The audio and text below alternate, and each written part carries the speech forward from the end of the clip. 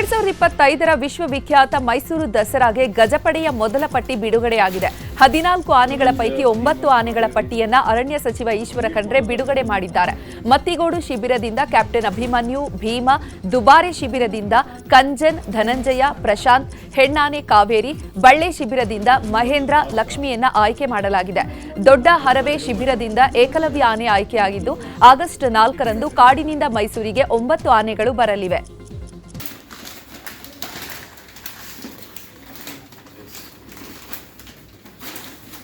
Dhananjaya, Bhima, Kaveri lead ಮಾಡೋದು ಅಭಿಮನ್ಯುನ. 59 years old. So you have to start The next one. Next in line. ಅದು Abhimanyu last. ಒಂದು ವರ್ಷ. 59. Sir, please join us. come.